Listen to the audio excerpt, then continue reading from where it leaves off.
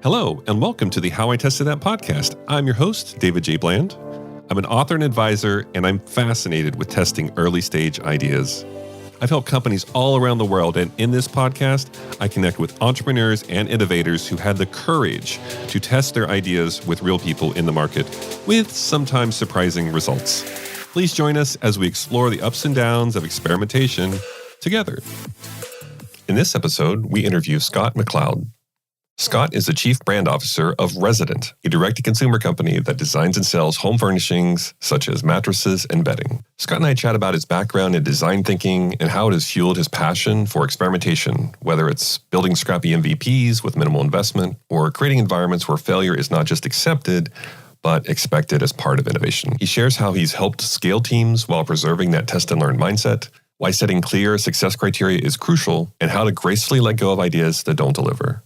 We also dive into the unique challenges of experimenting with physical products versus digital ones, the role of customer feedback in shaping subjective experiences like comfort, and his optimism for how AI and data-driven decision-making will transform the future of product experimentation. I thoroughly enjoyed reconnecting with Scott since our days back at Neo together, and I'm confident you'll learn a lot from our conversation in this episode. Enjoy. Welcome to the podcast, Scott. Thanks for having me, David. Dude, I'm so excited you're here. It's been so long. If nothing else, I'm going to use this podcast just to catch up with you because we had the pleasure of working together back at Neo, and I had a blast on the projects we worked together. Maybe we could talk a little bit about those and the way we approach things. But you've been up to so much amazing stuff since then that I would love for our listeners to learn a bit about you and your background and what you're doing now and share any stories we can along the way about how you tested things in practice, because you're one of the most rigorous, disciplined people I know about testing that I've ever worked with. And so I imagine this could be a 2-hour-long episode, but we will do our best to keep it short today. So do you want to chat about maybe a little bit about yourself before we jump into any testing stories? Yeah, I'd love, I guess just like the context in which I met you, David, at Neo was I came as a designer, and like my background formally trained as graphic design to web design to mobile design, and somewhere in there became a product manager as well. My background kind of came from a design thinking perspective. I didn't necessarily go to school, just kind of self-taught a lot of that stuff. So developing WordPress sites and mobile apps and bringing some of that like all well-rounded generalist to Neo was part of, I think, the process in which we met each other. Since the Neo days, when we were acquired by Pivotal Labs, and since then, I went to continue some of that innovation consulting. So I helped Toyota for a while. I then worked at Facebook and Meta and helped them with early user growth with another ex-Neo employee. So it was a nice, like, kind of tangential jump from corporate innovation to doing it inside these organizations. And then the last almost 10 years now, I've been at Resident, which we created a family of direct-to-consumer and omni-channel furniture and home furnishing brands, specifically mattress brands. Now I've kind of worn many, many hats, but in the context of meeting was definitely under product design and generalist kind of entrepreneurship skill sets. Yeah, when we met, this whole kind of lean startup thing was pretty new, and we were just trying to get people excited about experimentation or do any kind of experimentation. And you fast forward today, and so much has happened since then. But back then, I remember working on some projects, with Adobe and all these things that we were trying to test out, all these different things. And it felt like there was some excitement there, and it was a little bit of kind of Wild West of, hey, we're just going to be creative and try to find ways to test these before sinking way too much time and money into them. And I felt like we had this great little process where we jumped from project to project, with different clients, trying to figure out what are you trying to learn? What's the riskiest assumption? How do we go test that? I think it was formative for both of us going through that process because we were learning all together and sharing out what we were learning together. It definitely felt like the Wild Wild West at that time. It was great. I think we learned that we can launch these ads and test things. And for sure, the learnings we had within Neo of test and learn. What's the risky assumption? How do we de-risk anything we want to experiment with? And especially how do you do that on the least amount of capital necessary? And at that time, I think we were looking, people are raising crazy money for these startups that would go dead. And that question of how do we test and learn with the least amount of money or energy or effort was a fun lens to put things through. I think we were lucky at that time that ads were accessible. I remember launching those Twitter ads with you, Facebook ads. We do things to test our idea before we made them true. And I've only continued to use that thinking for the last 10 years of everything we do is how do we what's the goal? How do we measure it? How do we test it? How do we like de-risk our assumptions here? And how do we invest as little as possible with the most upside? So it's a very interesting, informative time. And I think we were pretty lucky to get to play around there. I think you're right. The Wild Wild West in the sense of like just discovering that all together. Now some of it I take for granted that it's just like how I think and how the people around me start to think. It's not still standard, but it's becoming more and more of a talking point of testing. Yeah, I don't know if everyone understands that some of the like really polished apps they use today started off as off-brand experiments with you and I just kind of hacking stuff together with a couple other people. And I remember one of my favorite stories, I have to share this with our listeners, was we were trying this sort of social media type image generator, and we almost had no back end. And so we just had a Trello board. So people would basically put in what they wanted and it would drop a Trello card in, and then you would manually make it and send it back to them. And that was such, like, it didn't scale. And I'm surprised you still talk to me today after that experience. But it was like, we were so scrappy trying to figure out, would anybody use the thing before we could, of course, build all these features and all these things, but we have no idea if people are actually going to use this. And so you would manually put them, like, here's your image, and then people would give you feedback, and we use that to fine tune it. But that became one of the bigger products people use today. Yeah, that's a great, and I use that reference today all the time for a Wizard of Oz experiment. Like, how do we provide the solution or the end value to the consumer?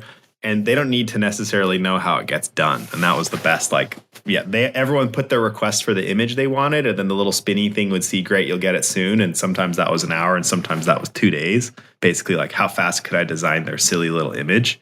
Yeah, what a fun set of it. I just log in every morning and like, what do I have to design today? They're the most random little images. But even that was like, now we know based on the submission requests, what are the little features we need? What are the text boxes even? I think the first time we launched that experiment, it was like open-ended paragraph.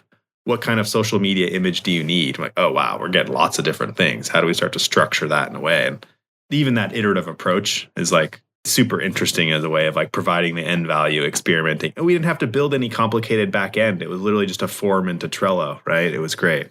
Yeah, we used that on other ones as well. I remember one specifically, we thought we had a B2B play for small business owners. And then when we put it out in the wild, it was just people submitting like pictures of their pets. Do you remember that one? And they're like, can you make my dog sparkle? And it was so interesting thinking we had this. So it looked amazing. We had a strategy. We had it all defined out, and then we go to test it in the wild. And of course, it resonates with pet owners instead of B2B. It's just stuff like that. I feel like you can't simulate that. You do have to go out and just test. Yeah, imagine if we raised $2 million for that thing. And then 3 weeks in, you're like, all we're getting is dog photos. No one wants this for their their B2B ads anymore. Yeah, that was definitely a funny one. I kind of forgot about all those dog animations we had to do. So.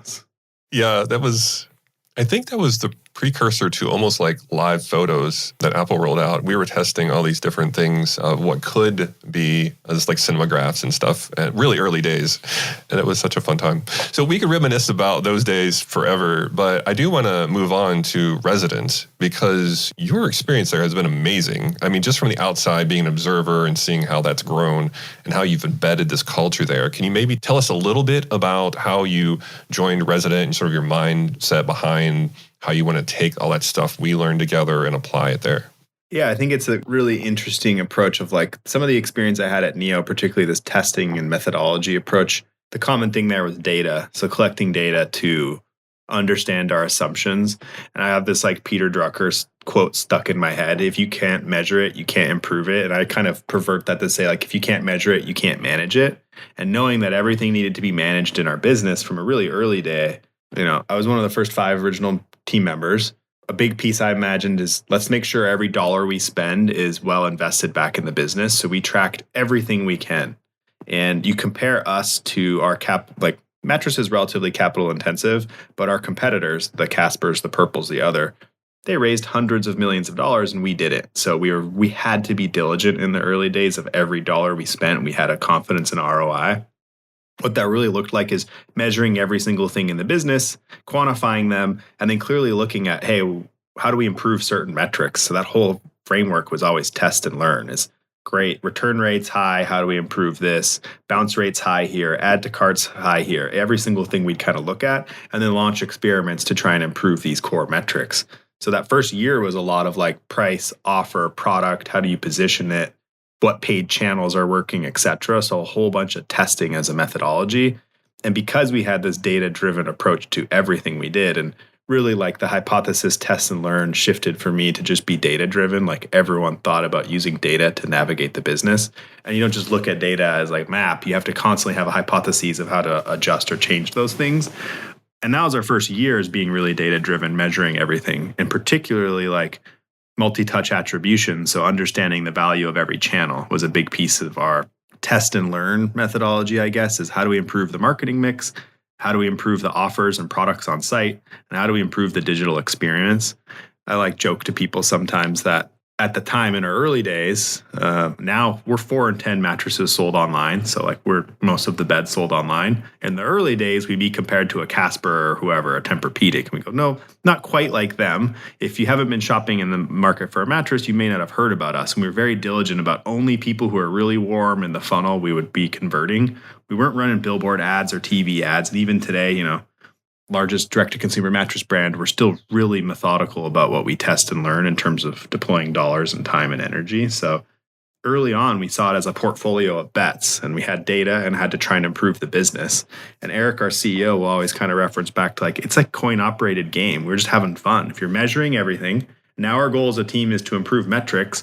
Everyone's coming up with ideas and hypotheses, and then you just go and test them. And we created this really friendly, healthy test and learn culture from the first 5 to the next 10 to the 20 to now 300-400 employees.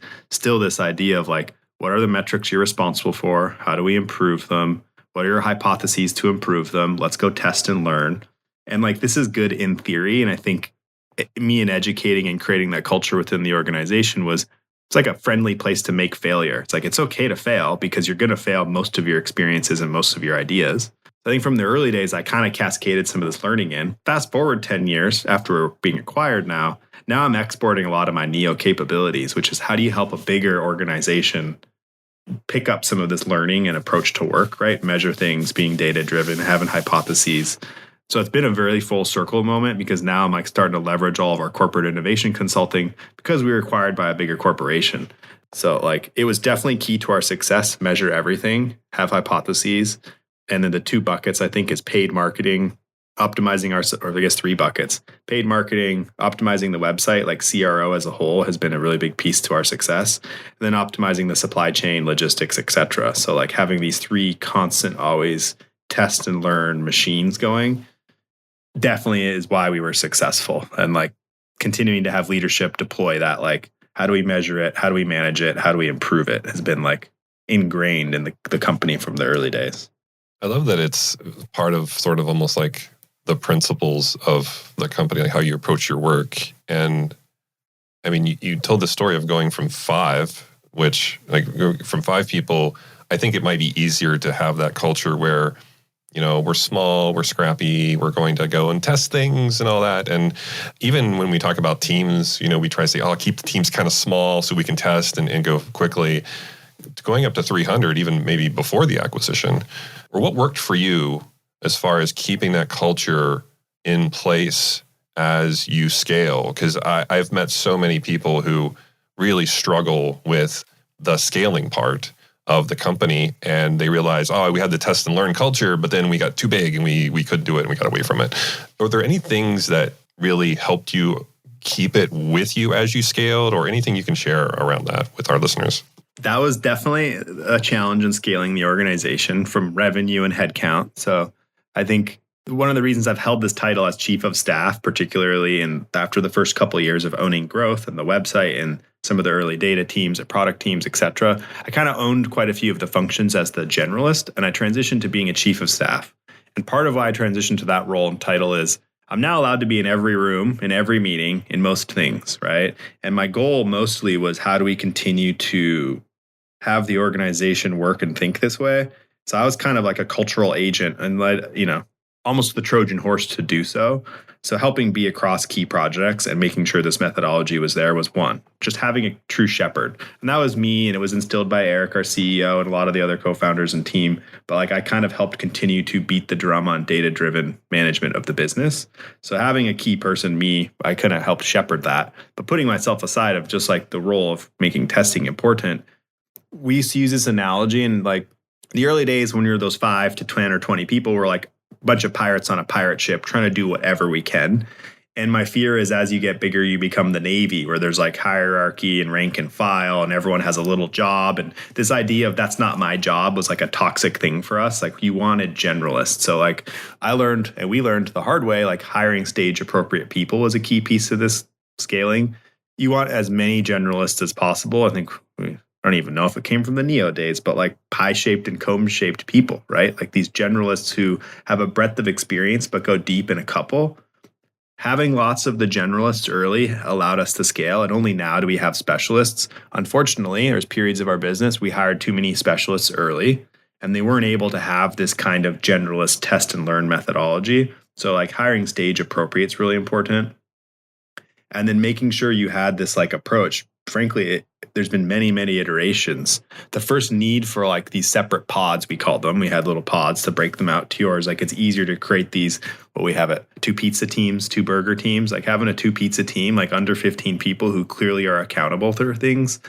We had a big growth rate before COVID where we wanted to continue to launch more brands. So Mattresses has been our big namesake, Nectar Sleep, Dream Cloud. We continued to launch new mattress brands. Each one of those was a giant test and learn methodology, right? Like there's a segment in the market. How do we launch this brand to go address that market? And we kind of went segment by segment, right? So we had smart beds. We've had kind of all the different segments attacked. Nectar, Dream Cloud, Aurora, Sienna. So each one of these takes a different piece of the market. They were all micro experiments we tested and launched and learned. Those are the relatively successful ones. There's a long list of failed brands. We had a beanbag brand, a sofa brand. We had a rugs website. We had lots of these things that, similar to our approaches, is how do we test it with as little as possible? Most of which was we can't distract the whole organization from these bets. Like this really portfolio approach to brands. So we'd staff up these 3 to 5 person generalist teams. And for a while, we had one team dedicated to launching these things. So that kind of made it easier, where the different horizons of innovation, you had the core people focus on Nectar and Dream Cloud, which were making our money, but we still wanted to continue to like be able to create a bigger portfolio of brands. So we had this like learning and testing engine. I say that because it's probably a relevant reason as why we kept that culture across the whole organization. People saw we were testing and learning, and it was okay to spend a few $1 million over a year to launch a brand and go, didn't get the indicators we need, move on to the next one. I'll say, and I've said to lots of like, as you build this portfolio of bets and approaches of testing, you always run this bet of like the big businesses you have as an organization will continue to get the focus and attention. So you always wrestle with, well, did we give this enough energy? Did we give this enough investment? I think this is like the piece where we kind of refine back and back and back. Like, how do you maintain this testing culture? It was easier in some ways when you're launching more and more brands because people could very tangibly see, oh, we're going to launch something. We know what success looks like. If it doesn't hit those metrics, we're going to shutter it and move on to the next one. Now, if you're like less launching big brands, it's more micro by the teams. It's been something we've kind of been, myself particularly focused on is like, how do we keep that testing and learning methodology there? I think the real answer is as we stop launching so many brands, having a QBR process, a yearly planning process where there's metrics for every team. And if every team clearly has metrics, the goal then was like, how do I know what I'm supposed to work on? How do I influence the business? Everybody from a customer success agent to a developer to someone on the marketing team, they should know what metrics are important to them. They should have a dashboard to help them manage their business. And the impetus for a lot of this was during the COVID era. We were already remote, totally distributed, asynchronous, all the things before COVID. And when COVID hit, it just accelerated that value we had as an organization, which is how do we collaborate remotely? If we have data and metrics, it's easy to manage it. And then it's easy to get people thinking through a hypothesis. So if your yearly targets are set out and you have quarterly targets, some of that's incentivized for you to hit. Now everyone's thinking, how do I improve my numbers, right? So I think early days it was like hack and slash. And now it's like incentives, good planning, and great metrics, right? Because then you can get everyone aligned. And it goes back to creating this culture of a game. How do I influence the metrics in my team? just that question alone is a hypothesis, and you get the brainstorming. So when we do our yearly planning, ton of stuff to influence metrics.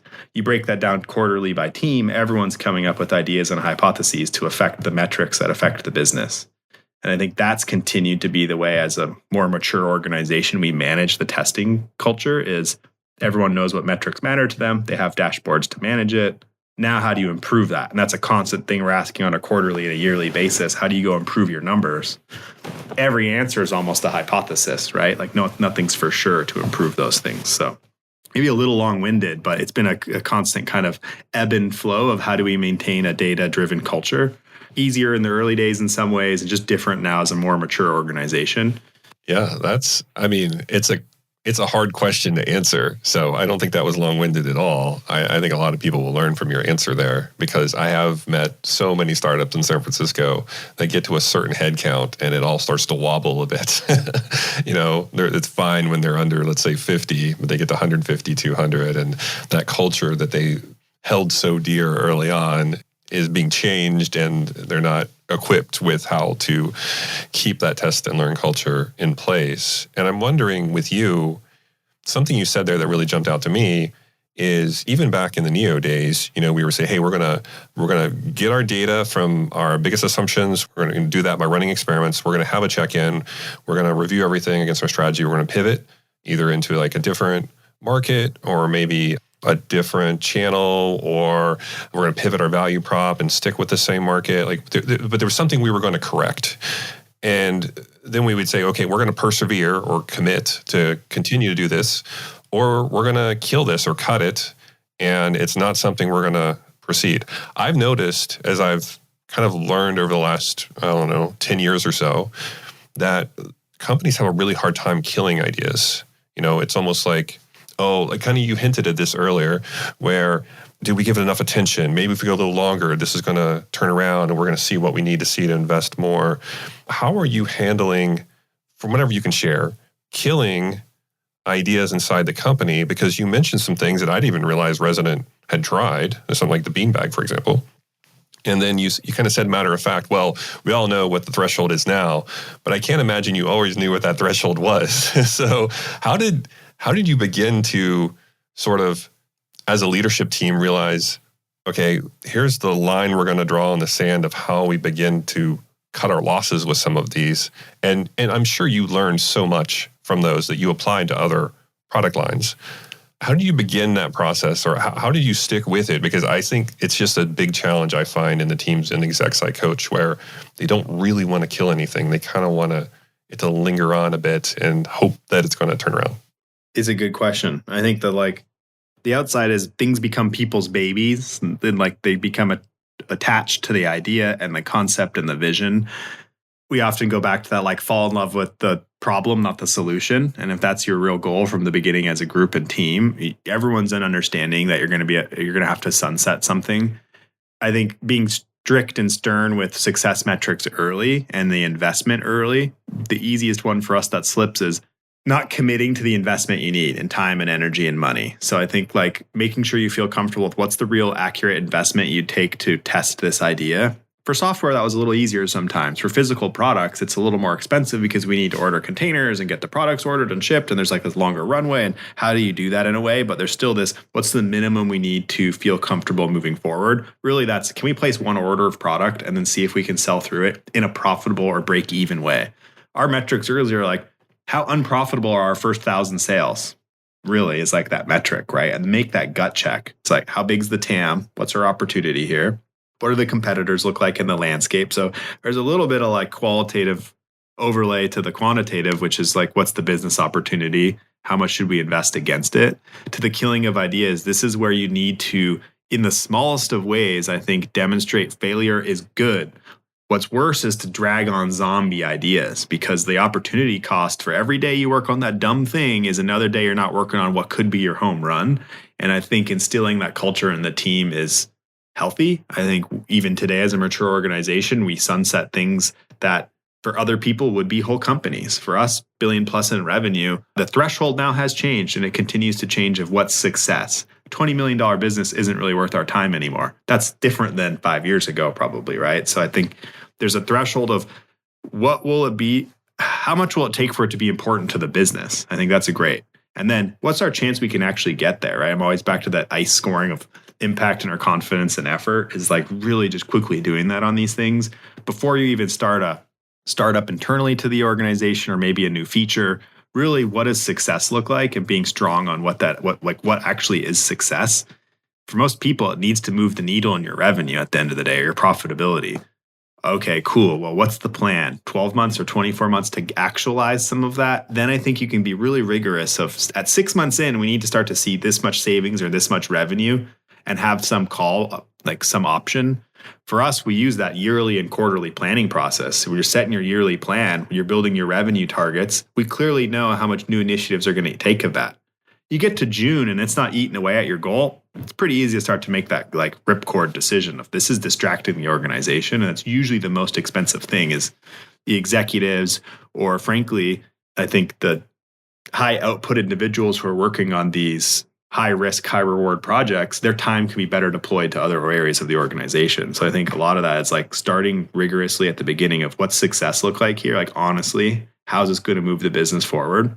The answer is, yeah, it could become 10% of future revenue or whatever it is. Then you clearly start to know what your investment to it could be in terms of time and money. And for us, that's it. It's like, fortunately or unfortunately, as our core business units have grown, it becomes harder and harder for things to meet a threshold because like the whole business is, it's just so much larger for what we consider success. And I think that's been more of the challenge as your core business units rise. Because early for us is there was always the opinion of being a portfolio of brands had a lot of value. So that's why we have many mattress brands, is to take different pieces of the market segment. That's still a giant hypothesis that we're working out, right? Maybe that is or isn't true. When two of our brands are behemoths compared to some of the more niche brands, it's still like one of these ones of how do you allocate your time and energy to these smaller things? Sometimes you go back to, well, this is someone else's whole startup or whole company, and we're over here evaluating its success or not, right? So I think a lot of setting the success criteria up at the beginning, making sure you feel comfortable, and having a real time horizon. And for us, it all rolls back to having good yearly and quarterly planning functions where you can have these moments to gut check as a group. I think it helps by having these as different teams. So for, 4 years of the last 10 years, when we were launching all these brands, we had a labs team. That was it. They're basically tasked with the innovation projects. They're the ones close to it. We have to make a case to the board every single quarter again why funding this thing makes sense. So you go to make that QBR deck and you go, just gut check yourself. Like, my job won't be threatened if this idea fails. And that was a big piece of instilling in the team is what's more important is we fail fast. We fail like quickly and move on to the next idea. So I think it's like having a dedicated group really helps. I think that's not always the answer, but making sure you have clear like line of sight to what success could look like and then what kind of time horizon makes sense. And I think quarterly, setting a plan for the year and checking in every quarter of how are we pacing. And for us, it was easy. It's revenue. You don't see it addressing our revenue chunk. It's not worth our time. And you're constantly comparing to how do you spend your time to generate more revenue. I think there's another thing you had mentioned there of like, how do you scale into this stuff as an organization? And I think that 50 to 150 employee, whatever that like growth trajectory is, where all of a sudden now you need leaders and management and you need organization structure. I think that's where we had learned before of not hiring stage appropriate hurts. And I think hanging on to generalists as long as you can is good. Sometimes the problem there is your early generalists don't become your mid to late stage leaders.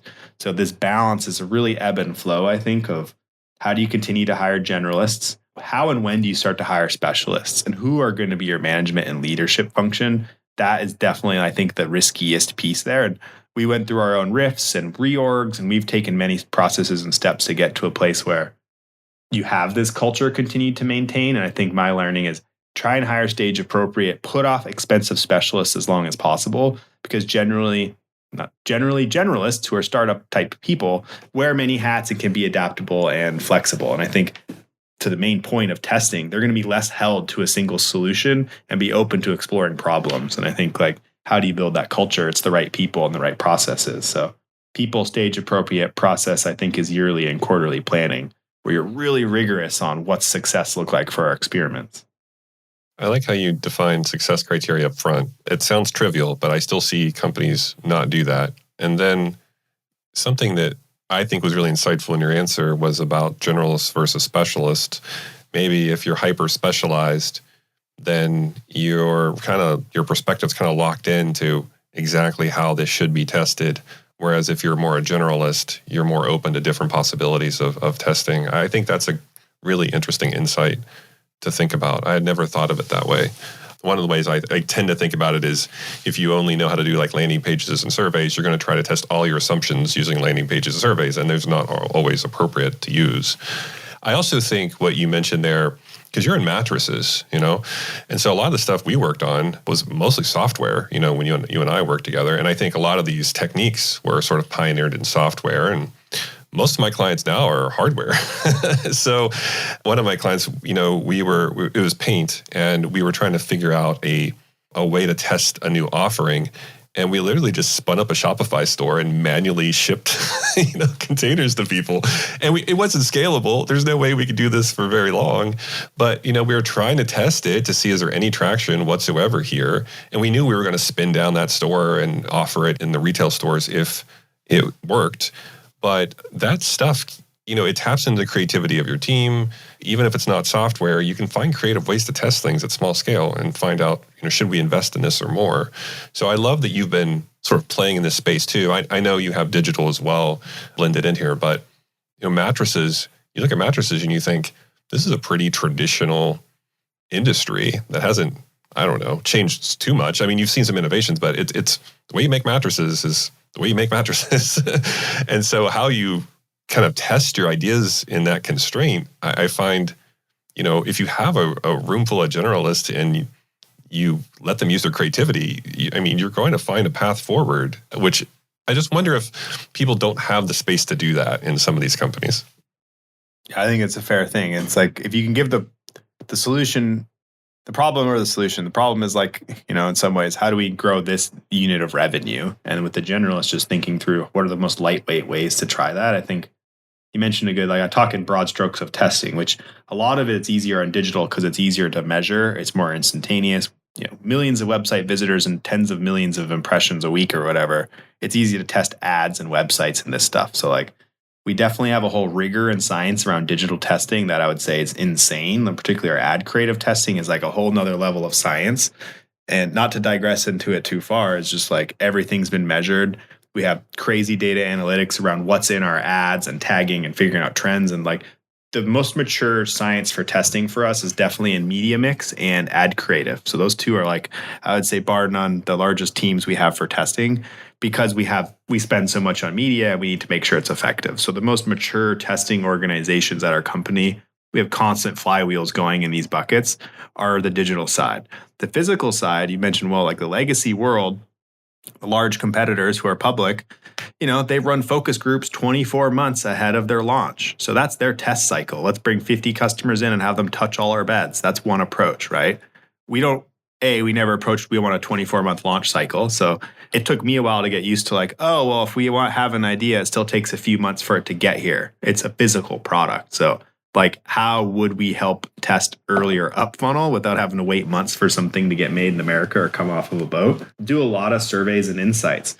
Most of our covers are asking, there's a lot of stuff I think you can still test physical samples and physical products ahead of having to commit to minimum order quantities of things. And I think that's where it's really fun as a physical company. Surveys, small batch samples, working with influencer panels or your favorite customers, creating this way in which you can test this stuff before committing to physical inventory. Because unlike software, there's just so much waste if that's a failed bet. You have containers full of stuff, you have to offload it, you pay storage fees, there's a whole lot there. So we continue, and I'd say being part of the Ashley family, continue to find ways that we can run a data-driven approach to launching products. How do we increase our hit rate and decrease waste is the high-level approach there. There's a lot of ways you can go about doing that without committing to whole containers, right? But even then, committing to a full container, if we can run something in 6 months and test the products, we'll launch something for a week and ship it to 1,000 customers, take it off the site and go on to the next thing, right? And this is another testing vehicle you can have as an organization. So a lot of it's how do you take this digital approach and bring it to the physical world? I think there's lots of other cool ideas I've had that we'll continue to get closer to of like, how do you A/B test products and features and this stuff in the physical world? Well, you need to make them and actually ship them and get them to customers' homes. Things like, if you shipped multiple variations of a product and just looked at return rate or cancel rates or, customer satisfaction, we're like absolute nerds about NPS. We measure it like 10 times across the user flow. This helps us with some of this testing methodology around customer experience, right? So I'd say like the customer experience becomes this in between the digital and physical world, where if you measure everything in all the customer touch points, you can start to have a better read earlier of how do your products perform. So like there's the legacy way, it's focus groups. They still happen. The in between is like, how do you get that customer feedback at scale sooner? Because a bed's all about feel. You'd hate to ship a new bed that feels like crap. And now you got 2 million of those beds coming and customers don't like them. So how do you really get ahead testing the physical experience? I think mattresses are unique in that way that like it's about feel. It's very subjective too. What's firm to you, David, and firm to me are really different, or a soft bed, etc. So now you have the subjective thing around feel. So it's actually been a really interesting test case in the physical world of how do you like de-risk your assumptions of what's a good bed. What's a good bed look like and what does it feel like becomes a huge piece of like our product development workflow, I would say. I like how you mentioned that it's digitizing. I think you mentioned like digitizing the hardware experience, or how do you bring that in? Also, I mean, if you want to harken back and geek over lean, right? A lot of lean was about eliminating inventory waste in factories, and a lot of us learned lean through kind of the lean startup lens, and now we're backing our way into more of the traditional stuff. But I think at a principle level, it's all still very relevant, whether you're working in hardware or software. So you've been at Resident for quite some time and sort of built this sort of experimentation engine there at scale. What gets you excited about next year? What's upcoming as far as experimentation or big assumptions you're looking for? How to use maybe like AI to test things? Like what's getting you excited right now? Yeah, it's the good question. So like after our acquisition, I've taken a larger role at the Ashley organization. So I get excited working with the largest manufacturer of furniture on the planet in America and worldwide, helping them with this approach to work, right? So I love that when I go to the Ashley office, they're like, Todd and team are exceptional leaders. They appreciate dirty fingernail culture as something where you roll your sleeves up and get into the work. So I appreciate that. And then you apply our testing methodology. Like most of the offices have the Toyota way, the lean leadership book, right? Like it's something that's, as manufacturers, they've approached building product this way for a long time. And now you're bringing this to how do you sell the product and market it? I think becomes it's an exciting opportunity for us as the largest mattress brand online to help the largest furniture manufacturer export some of our capabilities. And we say like Resident's kind of the innovation arm to Ashley in some ways, where we're still a smaller startup, we're $1 billion something in revenue. They're much bigger. Their organization is larger. There's more of a global footprint, et cetera. So I get really excited finding ways to export those capabilities, particularly as your talking point of AI is things are changing so quick. So as I look at the future organization structure for creative and product marketing and the tangential teams, they probably look really different in 12 to 18 months than they did 12 to 18 months in the past. So I'm excited at what's the future team look like? What are the roles and responsibilities? And I think we're right in the middle of everything changing. So that's really exciting to me to work with, at such large scale. Working at Facebook, the largest social network in some way, and now working at the largest furniture manufacturer, it's just fun to work at scale and export some of my thinking and capabilities. And it's an awesome opportunity to figure out how do we work smarter, not always harder, with the world's largest furniture manufacturer. So it's a really fun new day for me, I think. I've continued to absorb more responsibilities at the Ashley organization, so finding ways that we can become the future of furniture. That's amazing. Yeah, it's like, again, full circle in a bit, going back into big companies. So I just want to thank you so much for hanging out with me. We started with kind of reminiscing our days at Neo. We could have easily made an entire podcast just on our Neo days. But I really wanted to catch up with you and understand this, because I've been watching you at Resident kind of from the outside and just hearing your story, how you think about things, how you embed this experimentation culture at scale. It was just amazing to hear your thought process. I'm sure a bunch of people have listened to this and learned a lot from you. If they want to reach out to you and they're like, hey, I would love to learn more about how Scott thinks about things, what would be the best way for them to get in contact with you? Maybe through LinkedIn, I guess. I think it's me, Scott McLeod. Yeah, and I'm pretty active angel investor and advisor to startups. So it's like the other way that as I'm helping at scale, I still like to have my hands working with entrepreneurs and early stage startups, both for my own equity upside, but also because it's fun to work with people who are small, scrappy teams and it can be high impact for me. So I'm happy to chat with anyone. They can find me on LinkedIn is a great place to kind of start. So we'll include his link in the description so you all can find that as well. I've really enjoyed just hanging out with you, Scott. It was just fun catching up and hearing how you think about things and how you apply them. And I just really appreciate you taking time out of your busy schedule to hang out with us today. Yeah, it was awesome. Thank you so much, David. It was a lot of fun. Thank you for listening to another episode of How I Tested That, where we share stories about experimentation, tips, and tricks. If you learned something new, please recommend us to a friend or colleague. And